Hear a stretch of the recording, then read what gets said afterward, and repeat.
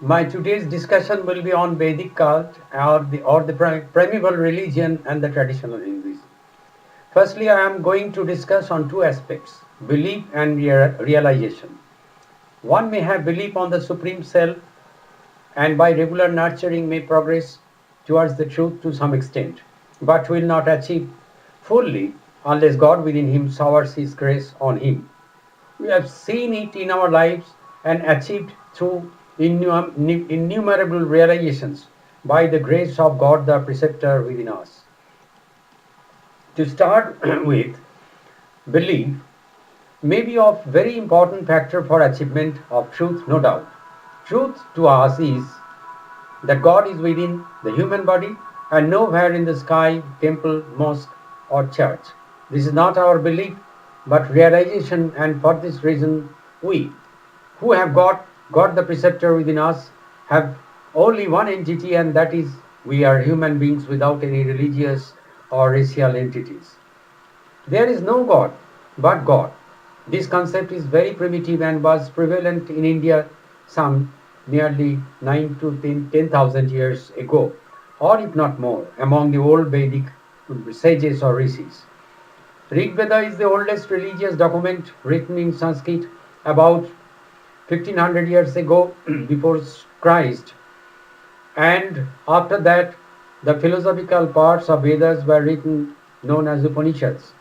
But all these hymns were written on the basis of the realizations of the old rishis or sages existing much earlier than that.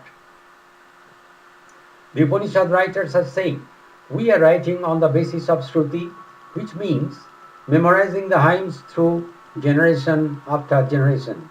However, let us see what the Rig Veda said on one God. Sa Ekam, he or the Supreme Being is one. Again they say Ekam Sat, Sat or the Supreme Being is one. Strangely, this concept was suppressed due to many reasons in India. The ritualistic performance became prominent, and then after the appearance of Lord Buddha, it was suppressed to a remarkable extent due to flourishing Buddhism.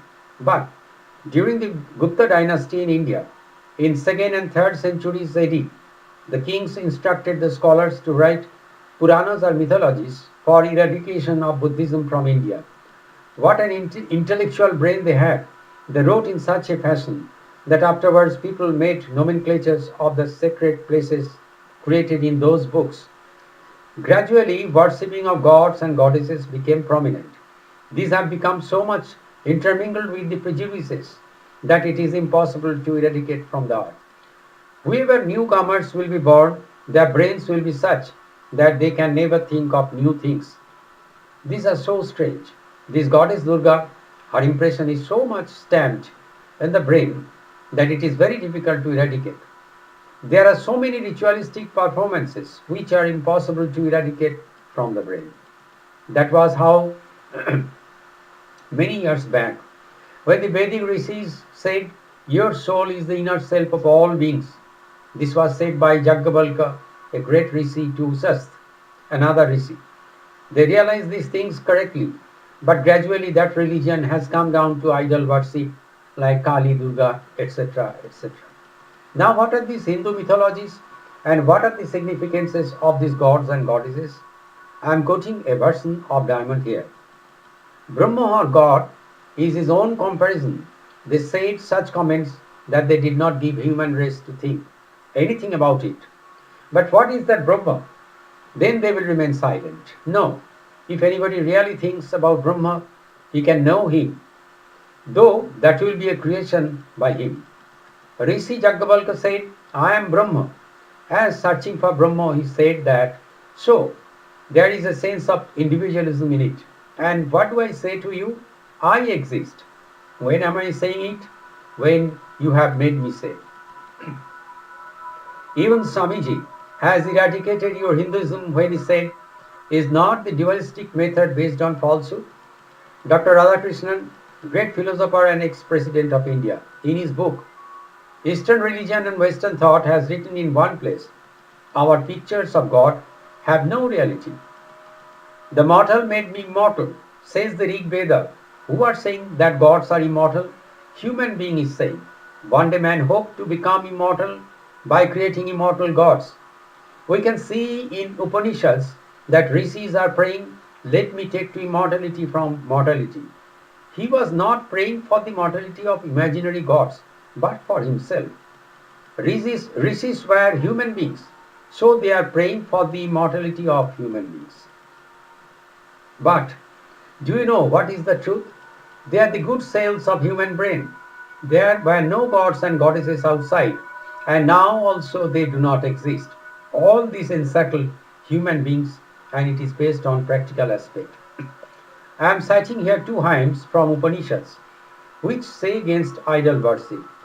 These are assuredly the foremost forms of the Supreme, the immortal, the bodiless Brahma.